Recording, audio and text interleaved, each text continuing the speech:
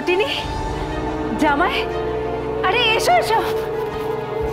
দাদুভাই, দিদিভাই, এসো এসো, চলো চলো চলো চলো।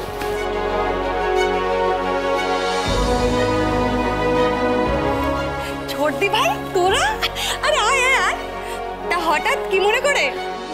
আসলে ওই পুজোর সব জিনিসপত্রগুলো কিনেছি তো, তাই প্রথমবার বাপের বাড়িতে জিনিসপত্র দেব, তাই চলে এলাম। তারপর কি বলতো, মানে কবে আবার ফাঁকা সময় পাবো, ও তো খুব ব্যস্ত থাকে, তাই। হ্যাঁ, লোকেদেরকে পলিসি বেচে, কমিশন এজেন্ট, তাই না? কে? তাই তো। এভাবে পিঞ্চ করছো কেন? তটিনী, তোরা আজকে এসেছিস, খুব ভালো করেছিস। আজকে যখন এসেছিস তখন কিন্তু লাঞ্চ করে যাবি। আমরা এখানে রান্না বান্না করব, খাওয়া দাওয়া করব।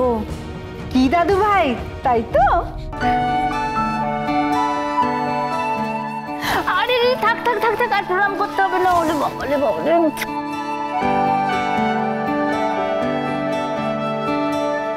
থাক থাক, প্রণাম করবার কোনো দরকার নেই।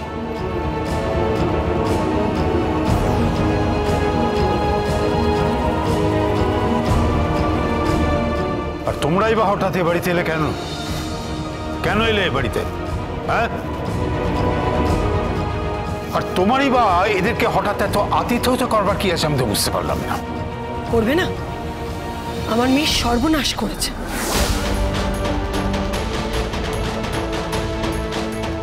এখন তো ওরা এটা করবেই।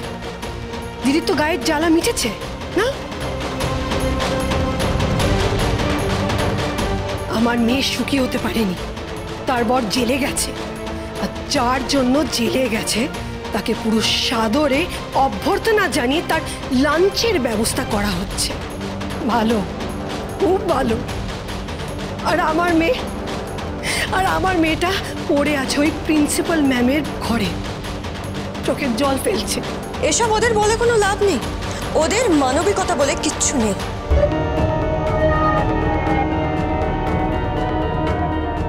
তোরা নির্লজ্জের মতো এলি কি করে? আর এগুলো কি এনেছিস দেখি।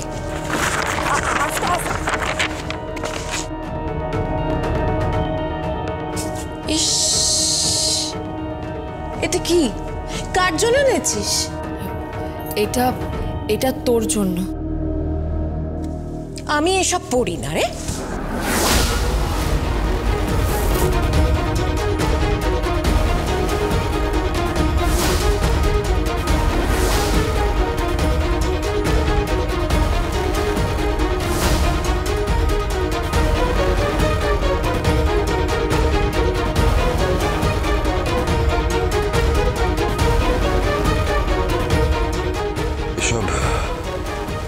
এসব কি করছো কি তুমি?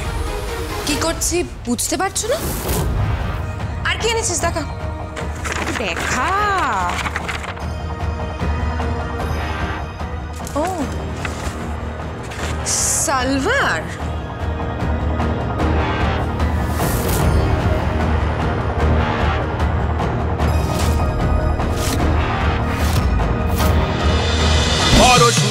পরশুরাম আজকের নায়ক।